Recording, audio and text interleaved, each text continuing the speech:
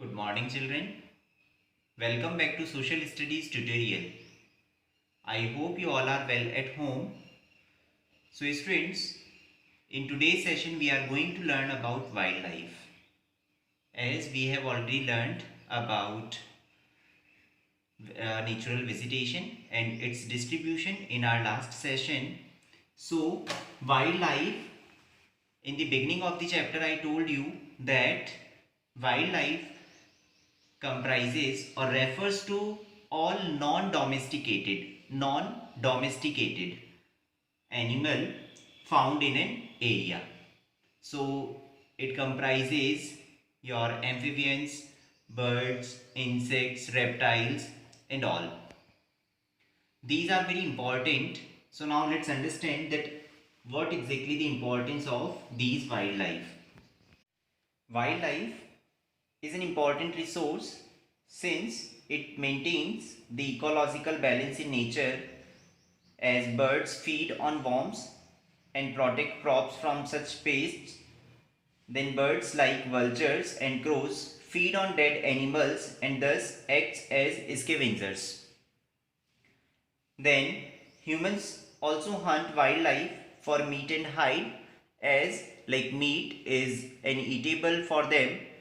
On the other hand, hides just provides them raw material for different industries, as it is a raw material for producing jackets, shoes, belts, etc.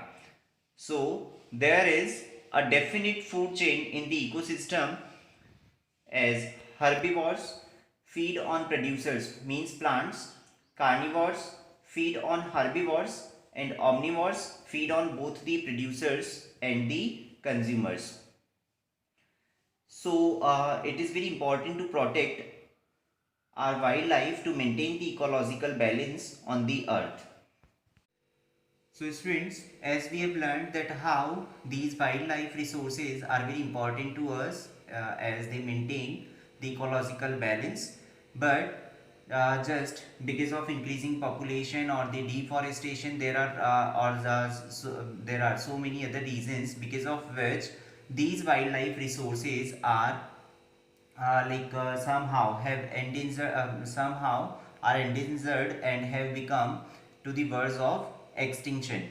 So what exactly, there are some causes because of which, like, there are the changing climatic conditions, human interferences, deforestation, soil erosion, rainfall, forest fires, earthquakes and tsunamis.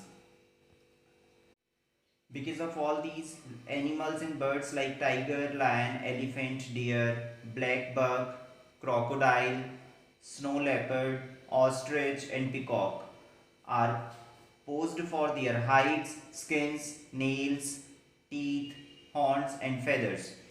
So there is a thriving illegal market for these goods in various parts of the world today, and as a result many species have become endangered and some are on the verge of extinction.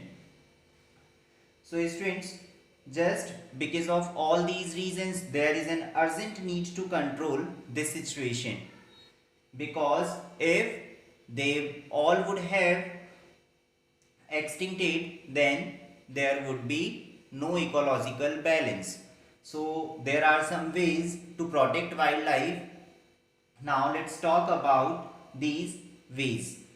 So national park, wildlife sanctuaries and biosphere reserves are some of the ways through which we can protect our natural vegetation and wildlife as well. So let's talk about national park. National park is a large area of land preserved in its natural state as public property, and there are laws that protect the wildlife in the park. Then a wildlife sanctuary. What a wildlife sanctuary is? So it is a vast area set aside by the state to protect characteristics wildlife, especially migratory bird communities. All forms of hunting, killing or capturing of wildlife are prohibited except for scientific research authorized by the government. So students, I hope you have heard about some of the like sanctuaries like the Ghana is a good example. Biosphere reserves. Biosphere reserves are specially protected natural areas which are zoned according to the intensity of human activity. So there are three zones: the core zone, which is free from human intervention; then the buffer zone, which serves to protect the core zone from harmful impacts and it is used only for forest research, but there must be a research authorized by the government only. Then the transition zone, which contains an area given over to traditional agricultural uses and areas benchmarked for agricultural research. So there is a natural balance in the ecosystem. If we do not disturb the natural environment, there will be fewer environmental problems.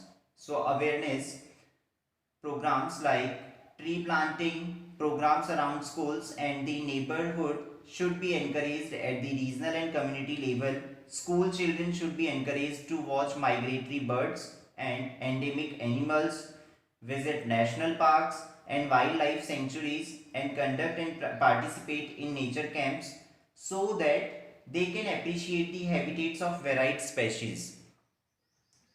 Then an international convention cites, that is Convention on International Trade in Endangered Species of Wild Fauna and Flora, has been established. This is very important. So you have to learn about CITES. It is an international agreement between governments which seeks to ensure that international trade in wild animal and plant species does not threaten their survival. It also lists several species of animals and birds whose trade is prohibited. So every citizen should consider it as their duty or the responsibility or a moral obligation so that they can protect their own environment. So students, with this we have completed this chapter. I hope you enjoyed this session well. In our next session, we'll start our new chapter. Till the time, stay home, stay safe. Thank you.